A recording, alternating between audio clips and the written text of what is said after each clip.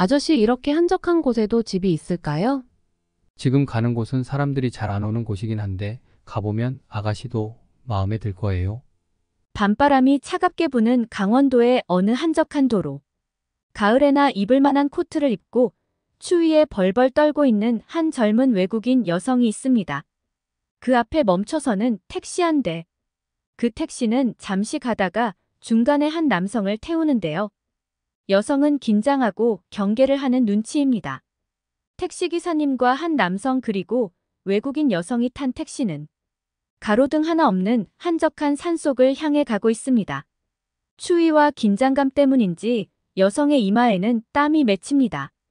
그리고 차가 아니면 도저히 올 수 없을 것만 같은 목적지에 도착했습니다. 잠시 후 그 남성의 정체를 알게 된 외국인 여성은 깜짝 놀라는데요. 과연 그들이 도착한 곳은 어디며 그 남자는 또 누구였을까요? 안녕하세요. 세계인들의 한국에 대한 감동적인 이야기를 전해드리는 감동 뭉클입니다. 오늘은 부모님의 기대에 항상 앞만 보며 달려왔던 한 젊은 여성 사업가가 한국의 어느 마을에서 겪게 된 이야기를 들려드리겠습니다. 지금 시작합니다. 안녕하세요. 저는 이탈리아 패션 기업의 전속 모델 겸 경영까지 도맡아 하고 있는 파비아나라고 합니다. 제가 오늘 전해드리고 싶은 사연은 강원도 여행 도중 겪은 한국에 대한 기억과 제 인생을 바꾸게 해준 한국 남자에 관한 이야기입니다.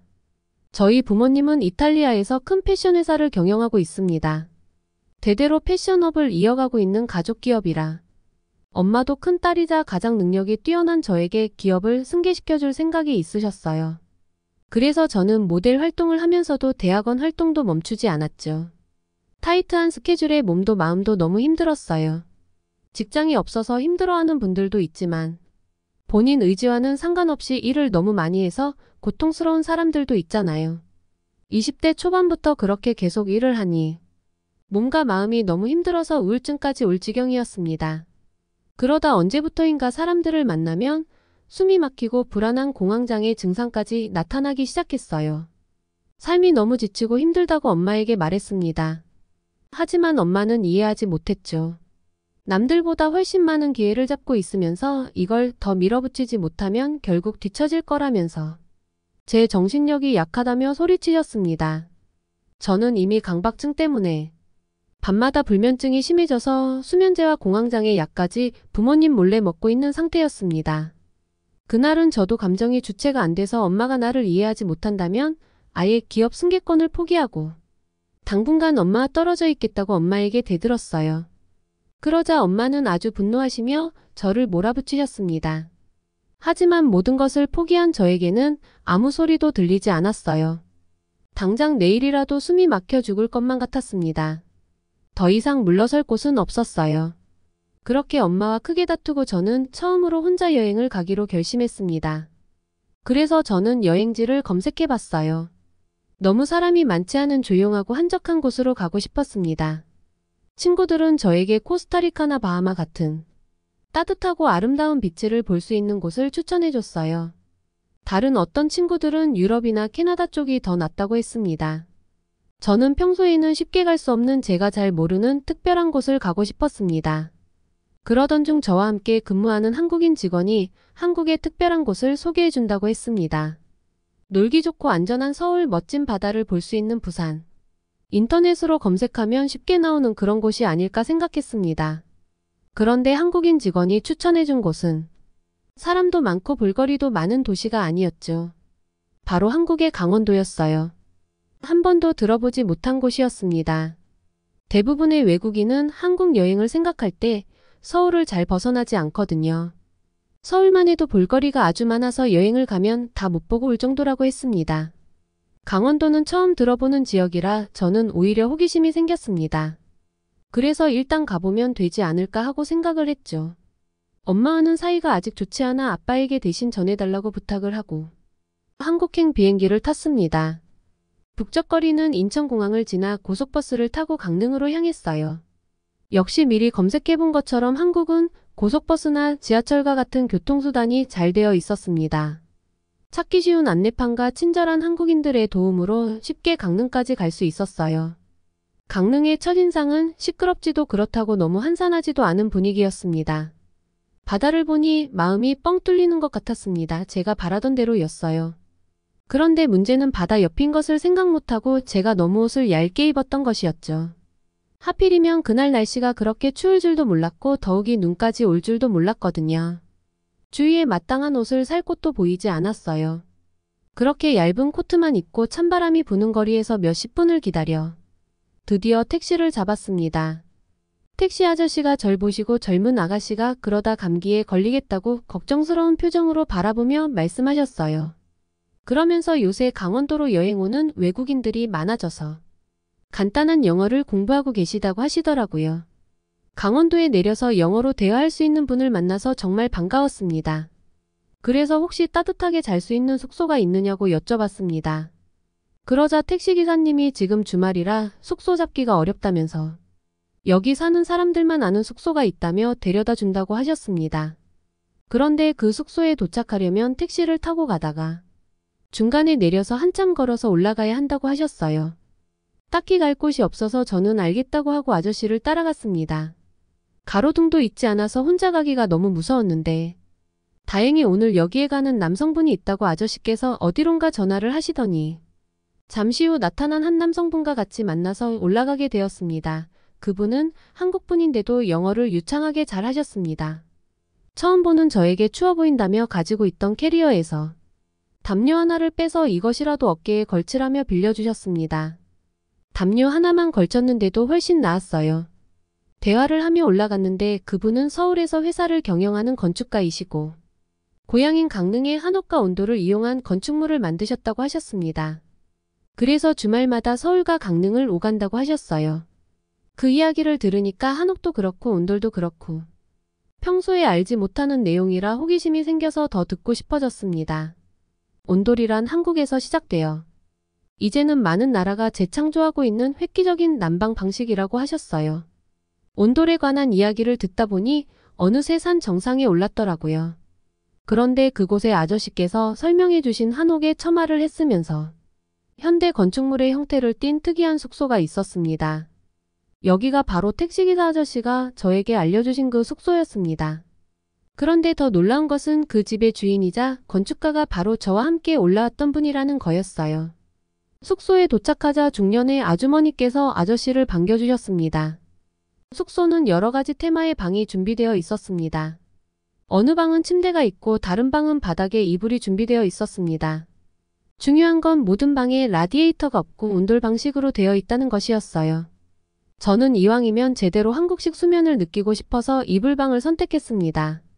이불방을 선택했을 때 처음에는 이불만 깔고 바닥에서 자면 일어났을 때 허리나 어깨가 너무 아프지 않을까 생각했습니다. 아프다고 해도 이게 그 나라의 특별한 수면 방식이니까 체험해도 좋다라고 생각했죠. 그런데 전혀 아프다거나 고통스러웠다거나 하지 않았어요. 오히려 침대보다도 훨씬 편하면서도 바닥의 온기가 모두 느껴졌습니다. 밤마다 불면증으로 수면제를 먹고 잤었는데 온돌에서는 약 없이도 숙면을 취할 수 있었습니다. 그렇게 저는 그 숙소에서 거의 3달 정도를 지냈어요. 승용차를 렌트해서 강릉의 구석구석을 모두 여행하기도 했죠. 강릉 주변에 구경할 곳이랑 바다가 잘 보여서 참 좋았습니다. 이미 겨울이라 단풍이 지고 벌거벗은 나무들이 아쉬웠지만 그 나름대로 운치가 있었어요. 새소리와 함께 평화롭고 고요한 산의 경치를 보고 있자니 저도 모르게 마음이 편안해졌어요. 옆에서 같이 산책하던 분이 하는 말이 한국은 차나버스를 타고 조금만 이동해도 산이 있고 시골은 더욱이 뒷산이 흔하다고 했어요. 이런 이국적인 풍경을 가진 곳으로 한국인들은 여행을 자주 올 수 있다니 부럽더군요. 저는 투숙했던 사람들과 파티도 즐기고 같이 모닥불도 피우며 정말 즐겁게 지냈어요. 한국의 음식 문화도 많이 접할 수 있었는데요. 숙소에서 친해진 친구와 함께 건강식을 먹으러 종종 다녔습니다. 아침에 주인 아주머니가 해주시는 밥을 하나도 남김없이 다 먹었어요. 원래 저는 아침을 커피와 빵으로 대충 먹었는데 빵이 아닌 밥이랑 국을 먹었더니 속도 따뜻하고 하루 종일 아주 든든했습니다. 그 중에서도 가장 맛있었던 건 아주머니께서 모든 반찬과 나물을 넣어서 만들어주신 비빔밥이었어요. 야채와 밥만 넣어서 무슨 맛이 있을까 했는데 참기름을 넣자 고소한 냄새가 식욕을 돋구더라고요. 집주인이자 건축가인 분하고도 여러 이야기를 나눴는데 제가 여기 숙소에서 느낀 바를 그대로 말씀드렸죠. 그러다 보니 고향에 계신 부모님 생각이 났습니다. 부모님에게도 제가 느낀 편안함과 신기한 경험을 시켜드리고 싶더라고요. 그렇게 생각을 하다 보니 한옥온돌 숙소가 미국이나 유럽 사람들에게 너무 잘 통할 것 같은 느낌이 들었어요. 일단 온돌 바닥에서 자는 그 느낌이 그동안 힘들었던 제 마음을 모두 녹이는 기분이 들어서 신기했거든요. 사실 평소에 제가 넓은 방에서 혼자 잘 때 뭔가 따뜻함이 없는 외롭고 차가운 느낌이 든 적이 많이 있었습니다. 한국의 온돌은 그런 느낌과는 정반대였어요. 그래서 제가 사업 계획을 짜서 미국에서 선보이고 싶다고 제안했습니다. 이분도 본인 건축물의 진가를 알아봐줘서 고맙다며 새로운 도전을 해보는 것도 좋을 것 같다고 하셨어요. 그렇게 몇 년을 철저히 준비하고 미국 투자회사의 사업 계획을 발표했는데 투자 결정권자가 너무나 마음에 들어 있습니다. 이런 한국적인 느낌의 사업에 투자하고 싶었다며 한국에 굉장한 호감이 있어 보였죠. 지금 미국은 한국 문화와 관련된 사업이 활발한 상태라고 했습니다. 한국인이 아닌 다른 나라의 사람도 한식당을 열고 있는 그야말로 한국 문화의 전성기라고 해도 좋은 상황이라고 했어요.